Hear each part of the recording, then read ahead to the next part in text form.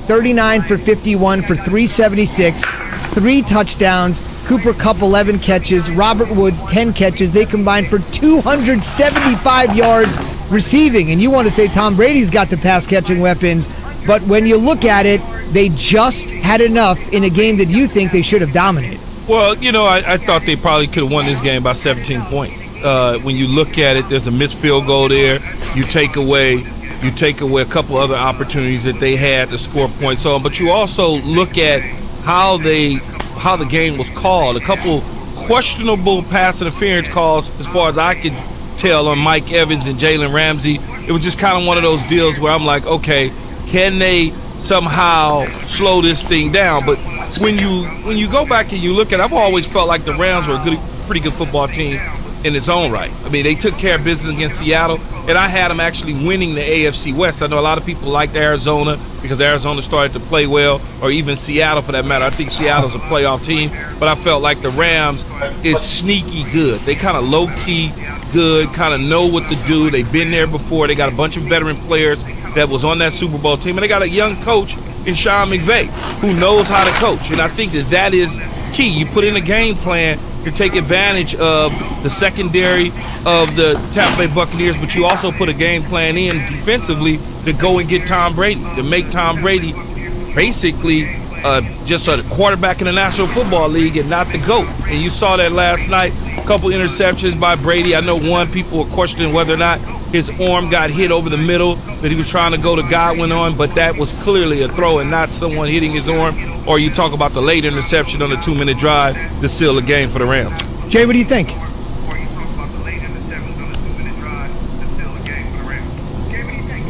Hey, Key, I would say this when I look at this team, like, this is a team that could actually win a Super Bowl. I know you said that the first opening couple of weeks of our show, and I was always questioning the consistency of Jared Goff. Now, he threw 2 picks last night, but still, I agree with you. They should have dominated that game. And look at the way things are going to play out. This team, their last 6 remaining games are all on the West Coast, okay? And if we talk about the way Cooper Kupp and the way Woods play, I mean, Cooper Kupp is one of the most underrated wide receivers there is in the National Football League. Devontae Adams even said it last night via Twitter. Just look at the yards he's able to gain after a catch. I mean, he's number 2 in the league with yards after the catch. So if they're able to play that way, their defense is formidable. We talked about that.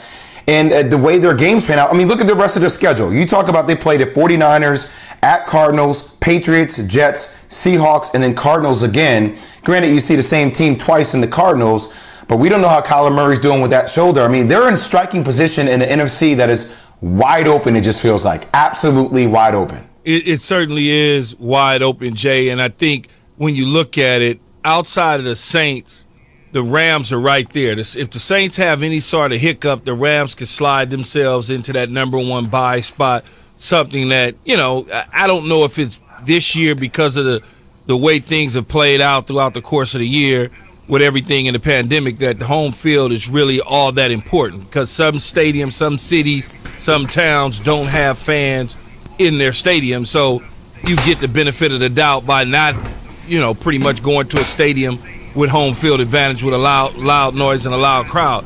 I would say this, though. The Bucs, for all that was made up about what Tampa Bay is, Zubin, it's just a bunch of names. That's the way I look at it. The Gronkowskis, the Browns, the Evanses, the Bradys, the Fournettes, the Joneses, the Chris Godwins, the O.J. Howards when he was there. It certainly hasn't turned out to be what we thought it was based on what people expectations were at the beginning of the year. A couple of numbers for you, Key, to back that up, and you've been saying this for weeks, so let's talk about it just in bits, in pieces. The Bucs right now drop to 7-4. They're still in clear position to make the playoffs, but it gets a little bit dicey if they were to lose Sunday, because they have Patrick Mahomes and the Chiefs coming to town, and after what we saw from the Chiefs Sunday night and what we saw from the Bucs on Monday night, I don't think it's unreasonable to think the Bucs would fall to 7-5. Then it starts to get a little bit murky. But the one thing that you said, Key, last night, and you've been saying all season long, is Tom Brady is just like anybody else. Despite how great he is, he's just like anybody else when he feels the pressure. 2 for 8 for 17 yards last night when pressured. There was a stat in the fourth quarter when the game was hanging in the balance and Steve and Brian and Lou were calling the game. It said Brady pressured 0 for 6 He finished 2 for 8 for 17 yards under pressure. Something you've said, despite how great he is, when you get him up the middle, he reacts like every other quarterback. Well, I think that's the key, because he can't get out on the perimeter. So if you're pushing the pocket with Aaron Donald and those guys, and Brockers is doing his job on the end, it's like, well, where do I go? I've got to stand here, and I got to stand tall in the pocket and try and deliver the football. If you just look over the course of Brady's wonderful Hall of Fame first ballot, in fact, it won't even be a first ballot. It'll be as soon as I retire, I'm in there the next day, Hall of Fame. You look at that, the teams that he traditionally have lost to, what was it that they've had? They've had pass rush. Whether it was the Baltimore Ravens, whether it was the Kansas City Chiefs, whether it was the New York Jets, those teams, the Giants, when they won those games, they got after him. And that's the recipe, is you've got to create havoc for him and make him uncomfortable in the pocket. He was getting the ball out so fast last night. I'm like, Tom, you got to let the receiver turn his head so he knows that the ball is coming. You just, as soon as it's like, hike, oh, here, you take it. I don't want it anymore. Because the pressure had started to get to him. And so he started thinking about that, and you could clearly tell if you were watching the game. And Jay, what do you make of Brady's performance last night? We've kind of talked about it, having an uneven performance. Remember, they got embarrassed on a Thursday night, the 4-down debacle. They got embarrassed on a Sunday night. You could argue that was the worst loss of Brady's career when the Saints shellacked him and swept the season series. And he struggles on a Monday night. He's used to being so great on the biggest of stages.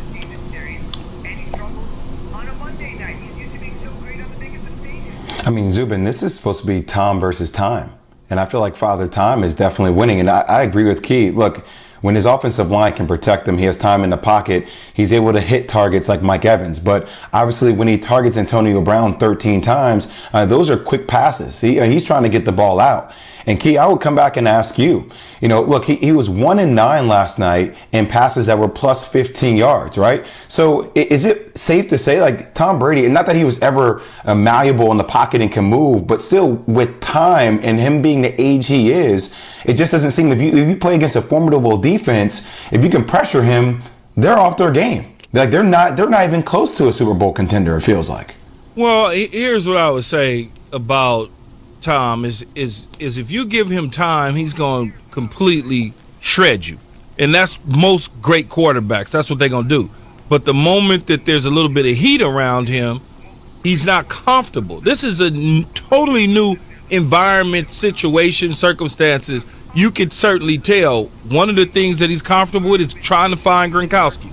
Another thing he's comfortable with is trying to find Antonio Brown. And so over time, I think he'll get better at it. I just don't think it'll be this year. I think if you look into the future toward next year, I think you'll see a much better Tom Brady a second time around in Byron Leftwich's offense. There's no doubt about it. So this morning we're asking on the Dr. Pepper Twitter feed, who's the one team the Saints don't want to face in the playoffs? Yesterday our question was, who's the one team the Chiefs don't want to play? And it seemed like the overwhelming answer was the Steelers. But this morning we're asking you, who do the Saints want to avoid? We're asking you that because at this particular point, the Saints sit in the number one spot in the NFC. Oh, by the way, right behind them are the surging 7-3 Rams. Maybe that's your answer. Maybe it's Green Bay. Maybe it's Seattle. Maybe it's somebody else. Maybe it's still the Bucs. Be a part of the Keyshawn, J. Will, and Zubin Nation on the Dr. Pepper Twitter feed. ESPN Nation presented by Dr. Pepper. It's official. College football's back. So's your